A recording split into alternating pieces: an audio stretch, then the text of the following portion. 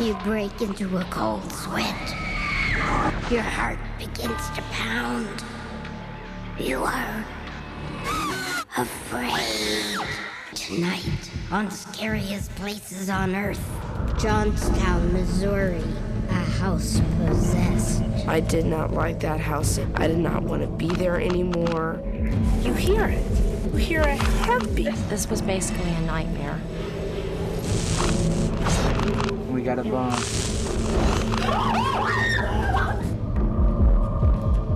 Charleville Castle. Families that have lived here have died in agony. Would I want to come in here and spend the night alone? No way. But this family will. Edgar Allan Poe, a voice from beyond the grave. I'd like to think that Poe's spirit is still on the grounds. England's most haunted hotel. There's about 20-25 glasses exploded on the boat. The fear that these people must have had. And they say to me, there's no ghost. Well, I can tell you this, there is ghost.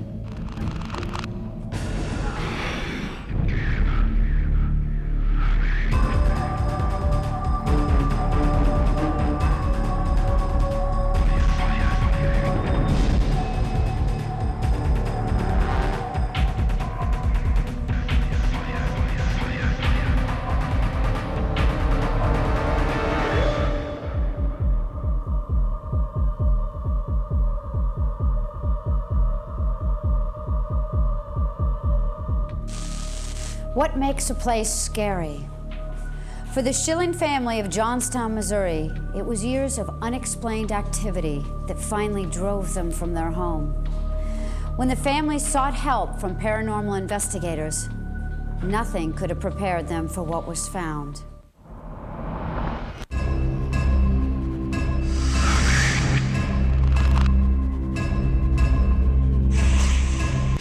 Johnstown, Missouri, a house possessed.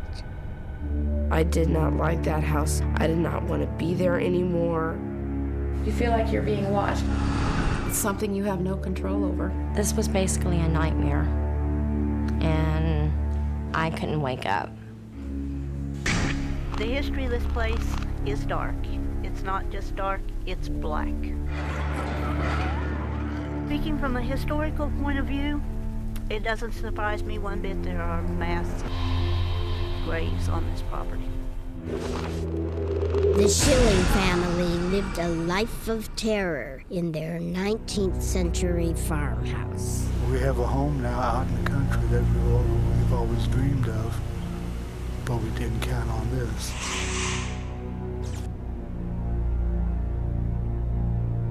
We moved to the house in 1992. Over a period of 9 years, it's been a real nightmare. Things moving, lights being on that were off, footsteps, shadows, and the way that it traumatized the children. I would be coming up from cheerleading. Above that front door is a long, skinny window. I always felt like I knew someone was there. It felt a lot like I was, quite a few times, like I was being watched. Catherine! It was very uneasy getting dressed and getting into a nightgown, you know, or changing clothes. I felt like I was never alone in any one of those rooms, ever. Ever. My daughter was hysterical because the flies never stopped. It terrified me. There was a lot of flies. I mean, hundreds of flies. There would just be flies everywhere that would be dead. It was like they were half dead, but yet half alive. Just a swarm of them. I mean, hundreds and hundreds and hundreds of flies. But that's the remnants of these dead flies. In this window here, they'd be nonstop. They would just keep coming and coming. I did everything. I cleaned the screen out. I sprayed some bug spray. I sprayed and sprayed. I could never get rid of the flies. No matter what I tried, no matter what I did, I could never get rid of them. I couldn't handle it anymore. It was literally driving me crazy. The flies in the Johnstown house here clearly indicate that we have supernatural, or if you would like to use the term, demonic activity. Desperate for answers, the Shilling family contacts paranormal expert Brian Lyle. It's not uncommon for families that experience paranormal events like this to not share their stories with one another for the purpose of embarrassment and maybe denial. We never talked about it. That was a thing in our family. We just never did. I don't know. We just never did. Because I felt confused. I remember feeling very confused. Best thing to do is just forget about it. Act like nothing happened. In talking about it, there's things now they're starting to remember that they had successfully blocked out because that they worked at that so hard to not remember.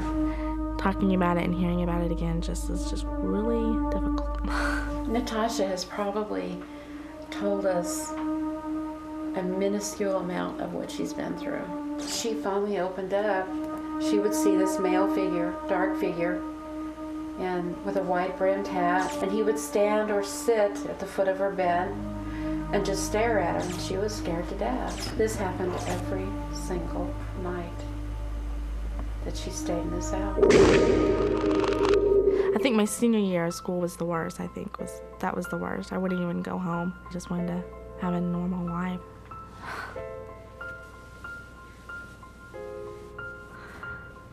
I just can't do this. I just can't do this. I can't. Can't. Okay. She's the baby, and we always treated her as the baby of the family, and so she's really sensitive to a lot of this that's gone on. I know two incidences that happened with her that are unbelievable, and she just won't bring them up. One with the paper, she won't talk about it. One time, she said she had woken up in the middle of the night, and that man was standing at the end of her bed, and she just stood up on her bed and started screaming and yelling and cussing. The next night, it happened again. Before it happened, she wrote on a piece of paper, why are you here and why are you doing this to me? And the next morning on the piece of paper, there was a line, a scriggly line across it, and she left the pencil right next to the paper. And it flipped her out, and she brought the paper over to my house and was showing me, and I was like, oh my God. And that was like the final draw with her. I won't go back, and I haven't gone back, and none of the children will. And I don't blame them. I began having visions that completely terrified me. Visions outside the house that I can't explain. I wish I could make these things go away, but I can't.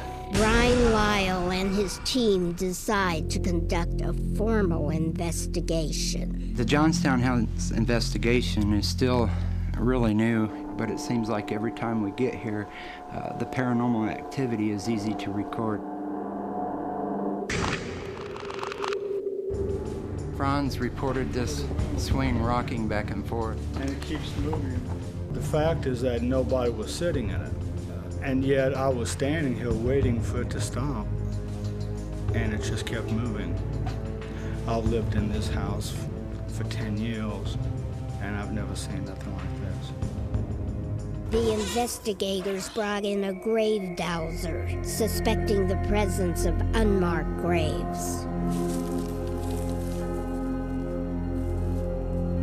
Something causes the body to, or the hangers to react to what I believe to be an electromagnetic field that remains with the body even after death. We started checking the yard and found numerous mass graves. It looks like we might have a body here. Uh-oh, here we go. We got another one.